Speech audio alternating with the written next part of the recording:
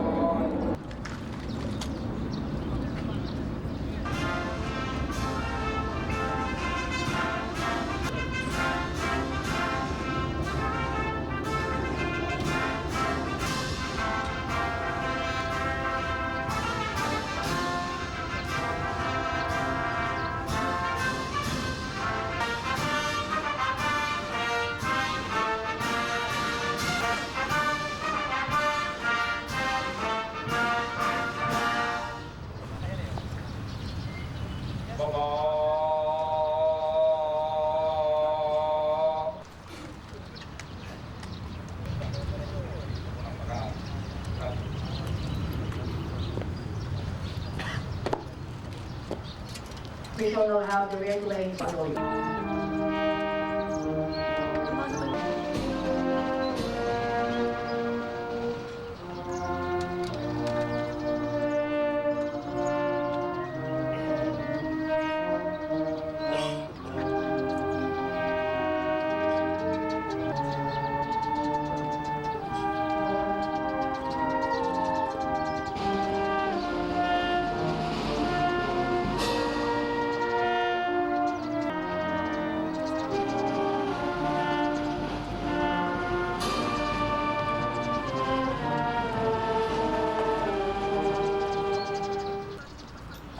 Doon sir, bawal sir.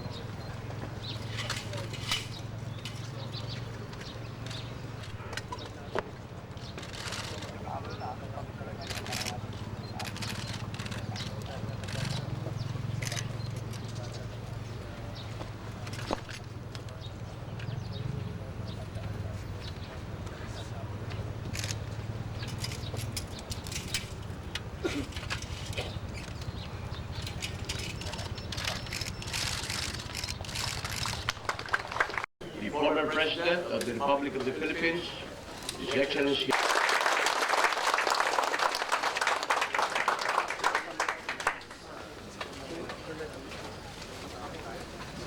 Maraming salamat po, Kalihim Eduardo Ermita. Your Excellency, President Gloria Macapagal-Arroyo, the members of the Cabinet, the Congress, the senior officers of the Armed Forces of the Philippines led by Chief of Staff Hermogenes Leon Esperon, and of the Philippine National Police, headed by Chief PNP Oscar Calderon, Your Honor, the Mayor of our fair city of Taguig, Freddy Tinga, other special guests, members of the EDSA People Power Commission, ating mga mahal na veterano, kahit na mahina ng tuhod, malalakas pa rin ang loob. Talagang natin mga kapit. Ating mga kawal sundalo. Dear friends, this solemn and quiet resting place for our heroic dead is a good place to begin the marking of the 21st anniversary of our 1986 People Power Revolution. For the EDSA event seems to have lost its air of exultation over its successes and the earlier optimism by our people over the end of the strongman rule in February 1986. So most unfortunately, the prevailing spirit of EDSA that I myself discern is not anymore a spirit of triumph, neither a triumph of the spirit, but a spirit of uncaring and non-involvement. Many of our youth and even elected leaders now seem indifferent to the spirit of EDSA. I have heard young Filipinos say that since they themselves were not there, Why should they really care? Some politicians and journalists even deride, intentionally or unwittingly, the annual commemorations of EDSA in their unceasing effort to castigate Malacanang, the armed forces, and the national police on various issues, whether justified or not. And when I hear young Filipinos or even their elders speak in this manner, I realize how much more work we, as concerned Filipinos, still need to do to link up EDSA 1986 to our libertarian and patriotic traditions. But let us remember, tandaan natin mga mahal na kababayan, those veterans still alive, and they're all here representing the rest who have passed away, who fought at Bataan and endured the death march, who now number so few that we can almost count their numbers on our fingers. And so I ask you, how many of us were at Bataan in 1942? Who among us was at Pugad Lawin with Bonifacio? Or with Del Pilar at Tirat Pass? Or with Rizal at Fort Santiago? Or for that matter, with Gomborsa at Bagong Bayan? None. All of those events that I mentioned took place before our time, and before even our father's time, in places we may not have ever visited. Yet, all of those are defining events in our national history. All of those places are on our freedom trail and have become sacred to the national memory. With every sacrifice along the way, and all of this, every red-blooded Filipino, and that means all of us, without any exception, must honor and cherish. All those happenings have become landmarks on the road to Filipino identity and nationalism. Who was at EDSA then? And who was not there? Who was not there? Really does not matter. What matters is that the spirit of EDSA signifies for our people collectively freedom and democracy. What matters is that EDSA means not just for you and me, but for our children and our children's children, and for freedom lovers everywhere. Regretfully, as I said earlier, the prevailing view is that EDSA was no big deal, that EDSA is no longer that important, seems more and more the conventional wisdom as the event recedes into the fog of history. And with every passing year, EDSA seems to lose some of its relevance to the national condition and our daily concerns. And the reminiscences of those of us who were there sound more and more like the rumblings of old soldiers trying to recall or revive the excitement of 4 tension-filled days, do-or-die days, that even the history books do not anymore properly record. And yet EDSA was irrefutably a shining moment in Philippine history. A people's collective act of courage and of powerful resolve. A selfless offering of life and fortune on the altar of a civic ideal that we do not see too often these days of materialism and monopolistic dynastism. Turning our backs on EDSA and seeking to blame it for our country's ills today is tantamount to debasing the spirit of 1896 that was ignited by the intellect of Rizal, the audacity of Bonifacio, and the resoluteness of Aguinaldo. Turning our backs, dear friends, on EDSA would also insult the spirit of Bataan, exemplified by the sacrifices of those Filipinos, many of whom rest in peace in the solitude of the libingan ng mga bayani, who fought on, although everywhere else their allies had surrendered. Has EDSA indeed lost its significance?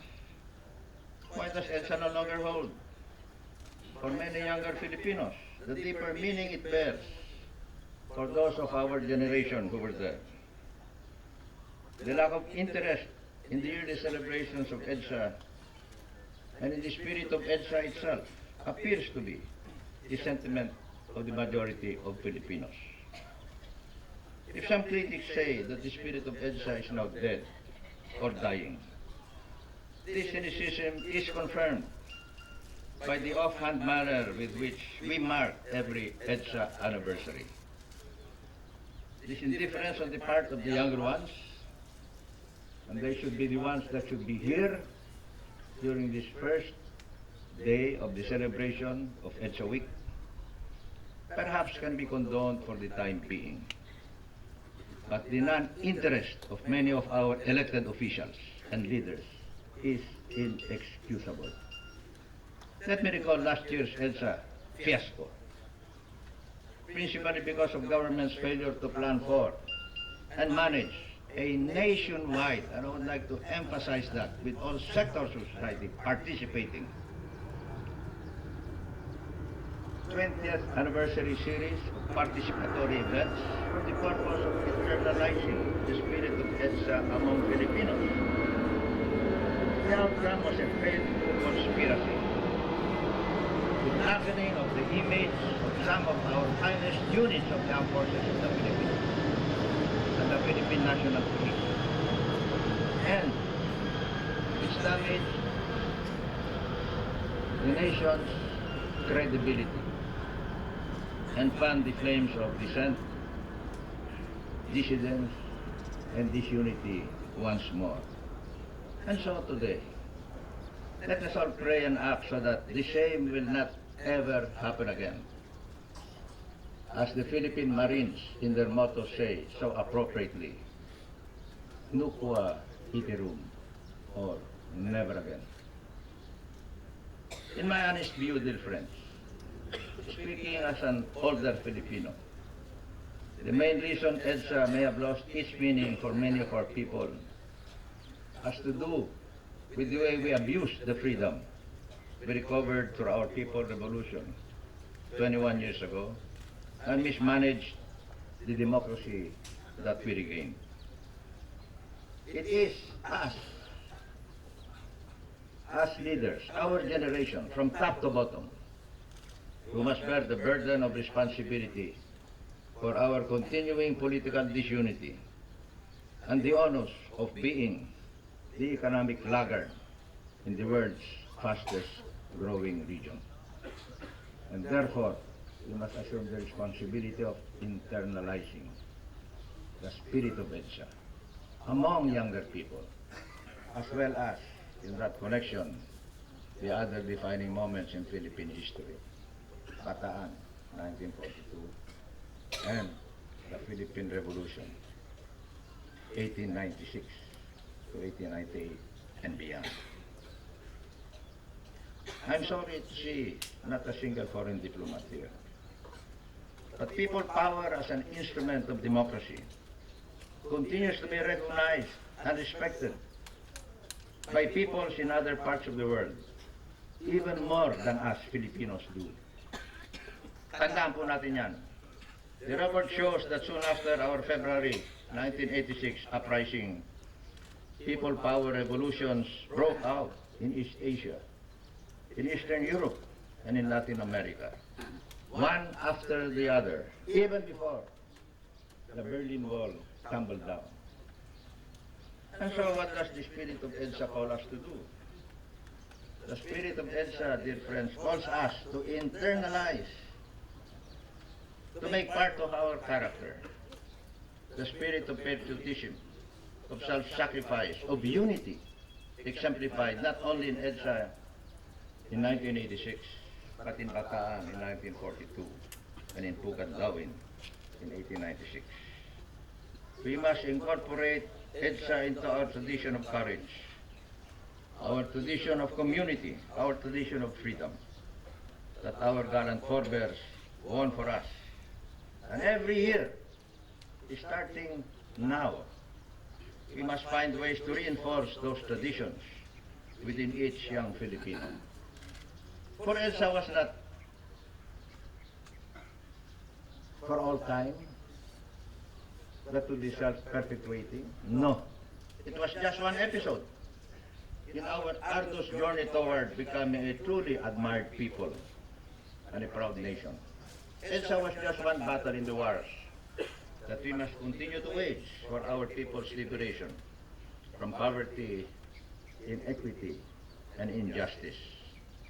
And in these struggles, our victory is never preordained, and therefore must be won through willing sacrifice and concerted action.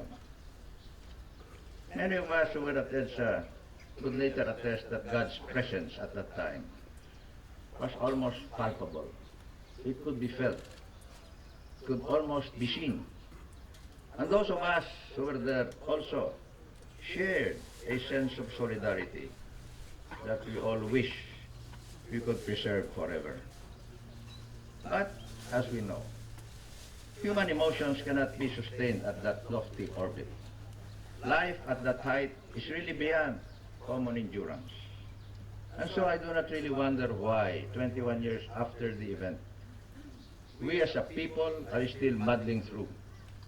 And we Filipinos, descended from the mountains to the humdrum life of the plains. But there are still tasks that remain even down there.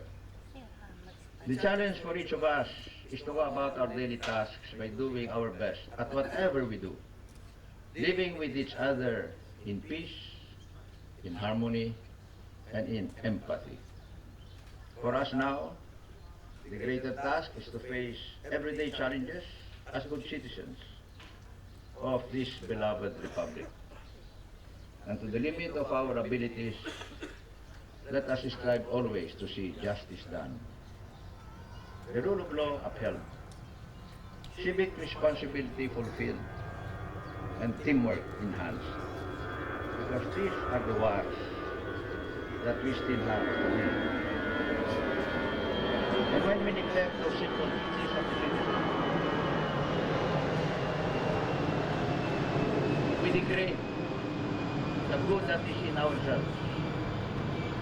We betray the spirit of EDSA, which must be enshrined in our individual hearts and best manifested by our caring, our sharing, and our daring for each other. 21 years ago, after the miracle of EDSA, we cannot afford to be uncommitted to our continuing revolution to win the future. Thank you very much. Maraming salamat po.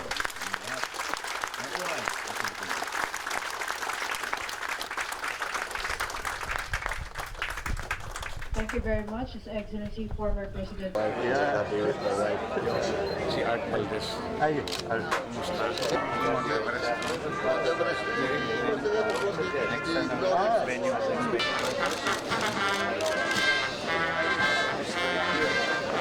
Sige na tayo na kayo dyan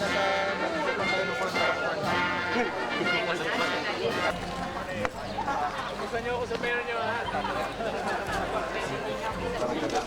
Yeah, overall, never work. Sorry, this year or last year? This year? She's in the university. Oo nga pala, no? 21 years old na tayo.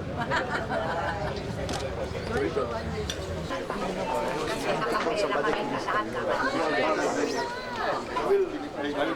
Sino kaya? Okay, thank you. Everything ako, except international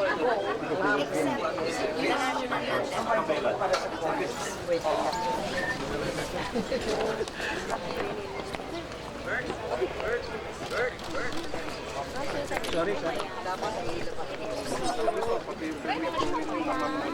Morning. Morning sa inyo. Madam.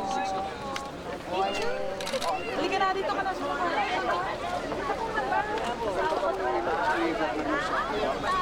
Yun.